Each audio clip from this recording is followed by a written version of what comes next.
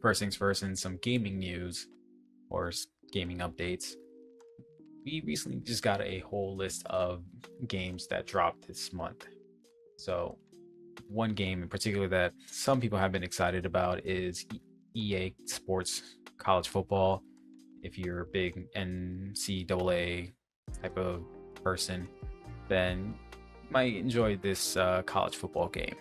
A lot of people have been raving about it, saying it's a really fun game. I've been seeing a lot of posts and videos of people saying playing in Penn State stadium is insane. The crowd goes crazy, especially during the whiteout games. I haven't been to any of those games myself, but I know some people that have gone to some of these games.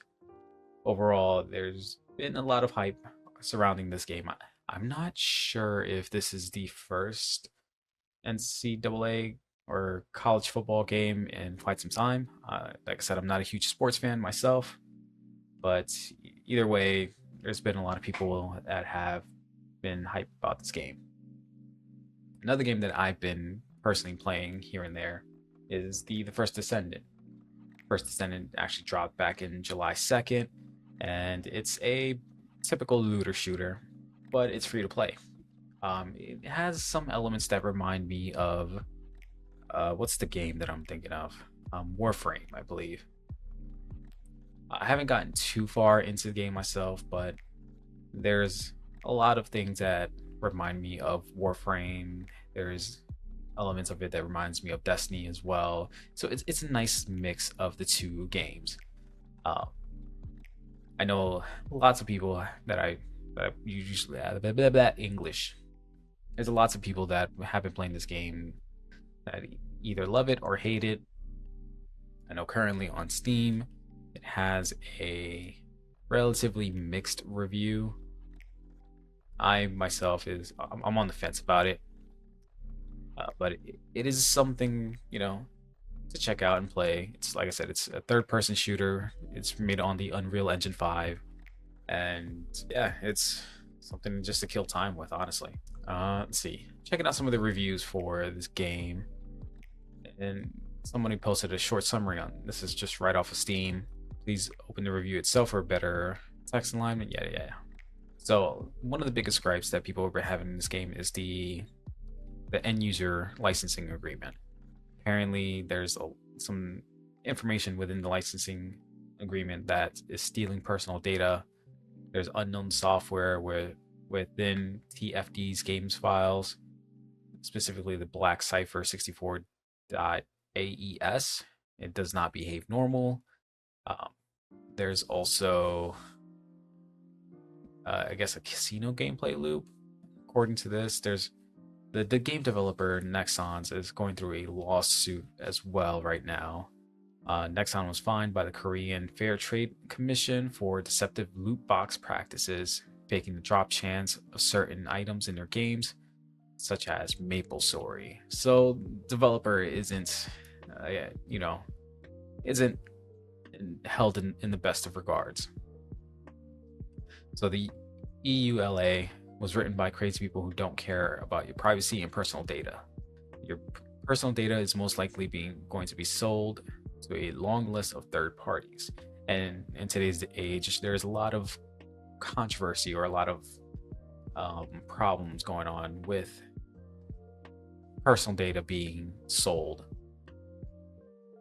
I myself, I still believe it's important for anybody to protect their personal data, considering that I'm using a lot of platforms or social media platforms such as Facebook, Google, Microsoft. My data has been stolen several times, and I am not, so high strung about it myself, at least in my personal thing. I already know my data has been sold 10 times over. I'm still getting email notifications of my accounts or email address has been leaked on the dark web and things like that. So there's things you can do to protect yourself. Always have a secure password. I'm not talking about your birth date or your dog's name or anything like that. Using long, complex passwords of mix of numbers and symbols and things like that. Just make it more secure. If anything, look up Bitwarden. Bitwarden is an amazing password manager, and I highly recommend it. I use it personally for work and other things, and you know, I use it for work and for personal items, is what I'm trying to say. So I apologize. It's been quite some time since I actually done a podcast. So, I'm trying my best here. There's also problems, going back to the first descendant, there's also problems with the kernel level anti cheat, which is the easy anti cheat. There's a lot of controversies going on with this. Um, TFD comes also with some unknown in house software delivered called Black Cipher 64, which is the file name. We only have assumptions on what this file does or software does, which is the following: another anti cheat, which just works like any other anti cheat, which monitors your PC, or it can be ransomware, which tries to access folders, files within the kernel level layer of your PC and/or folders and files, and tries to execute specific actions on these. So there's a whole slew of mess going on with the first Descendant. Overall gameplay is pretty solid, and I haven't run into any glitches myself, any bugs, but it seems a lot of the problems or the mixed reviews with this game stems from just shady development practices and loot boxes. I personally don't like loot boxes all like that. It reminds me of the whole fiasco with Battlefront 2 when that came out, where you had to grind for multiple hours just to be able to unlock certain characters to be able to use and during the matches. And that's not fun at all. You're basically gambling at that point. So loot boxes have always been a more of a negative thing for me. So going back to the list of games, this month there's been a good couple of other games that have dropped. Zenless Zone Zero is pretty fun. It dropped back on July 4th. We also have Flintlock, The Siege of Dawn. I personally have not played this one myself. But looking at some of the description here, games about joining humanity's last stand as gods and guns collide in an all-new action RPG open world adventure. The door to the afterlife has been opened, allowing the old gods' army of the undead to escape from within. The living are on the brink of extinction. It's time for the coalition army to retake their world, embrace vengeance, gunpowder, and magic, and embark on an epic journey to lead mankind's final siege against the tide of the dead. Quite honestly, this sounds like it's up my alley. We got magic, we got guns, we got old gods. This is a weird version of Bloodborne. At least, I would think so. Looking at some of this gameplay, it's looks relatively interesting. It's a third-person game, and it's a mix of a lot of things. I wonder if it's going to be a sort of Soulsborne type of game. But we also have Angerfoot. I have no idea what it's about, but it's one of the games that dropped back on July 11th via PC. And we have also the first, I believe, DLC for Avatar: Frontiers of Pandora, which is called the Skybreaker. All right, hot take here. I've never been a fan of the Avatar series. Not The Last Airbender, but the blue alien people. It's never really caught my attention. And the game itself also, that was developed by Ubisoft, is not great. It feels very lackluster, it's boring, and I don't know, I feel like it could have been better. It's an open world sort of RPG game. It's just not fun in my opinion. We also got a new look for the Final Fantasy XIV Dawn Trail, which is a new DLC for the Final Fantasy XIV series. Dawn Trail is a new series or new addition to the Final Fantasy XIV MMO, and I personally have not. I played a little bit of the Final Fantasy XIV. Haven't gotten super far. I'm not even super high level either. There's a lot of things that I don't understand in terms of the mechanics. I love Final Fantasy. It's one of my favorite series. This game itself in particular, being that it's an MMO, there's so much to do and so much to learn. I even had a buddy of mine help me out with certain things and certain I guess, jobs for your character, and yeah, it's a lot to take in, and there's a huge grind. But I digress. Another game that recently came out is Conscript, which is a survival horror game inspired by classics of the genre, and it's set in 1916 during the Great War. Conscript will blend all the punishing mechanics of older horror games into a cohesive, tense, and unique experience. In Conscript, you play as a French soldier searching for his missing in action brother during the Battle of Verdun. Will you be able to search twisted trenches, navigate forts? Okay. So, basically, reading off this description, I haven't played this game. This game sounds like it could be fun. Probably play a little bit of the clip here. Peggy 16.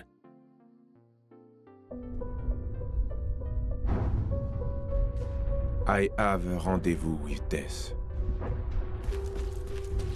At some disputed barricade, it may be shall take my hand and lead me into his dark land, and close my eyes and quench my breath. It may be.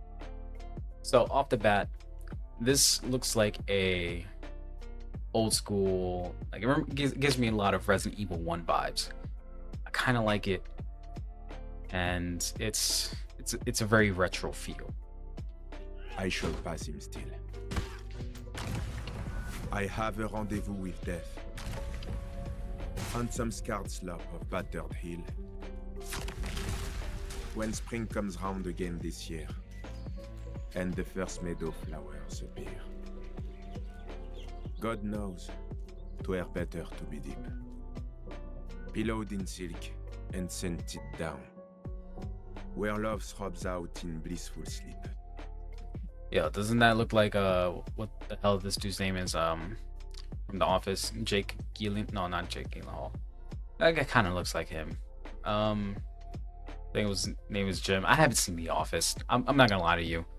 Office is a very hit or miss game for me, or not game, show. It's a show, but it's a very hit or miss show, and I will only watch it if other people are watching it. That's a hot take. I'm not a fan of The Office. Pulse nigh to pulse, and breast to breast, where hushed awakenings are dear. But I've a rendezvous with death, at midnight, in some flaming town, when spring trips north again this year. And I, to my pledged word, am true. I shall not fail that rendezvous.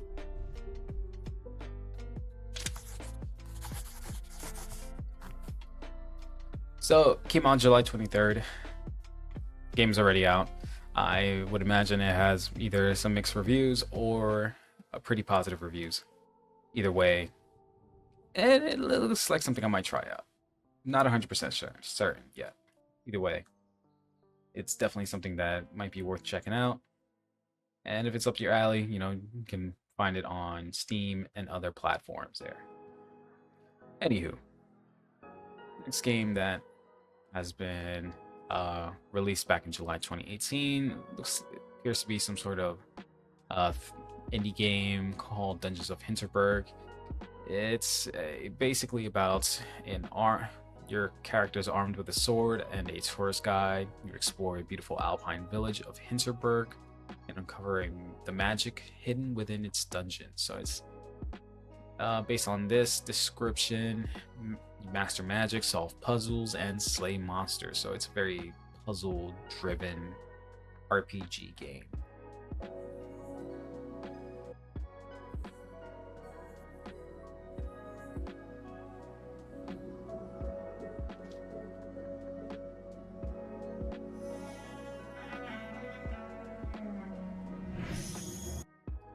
Already, the art style of this game gives me, it reminds me of the game that came out recently with the guitar.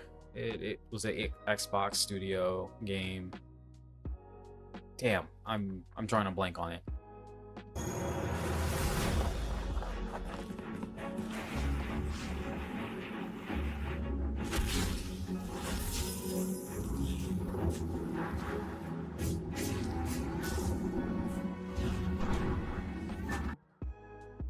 quite honestly, I'm digging the art style.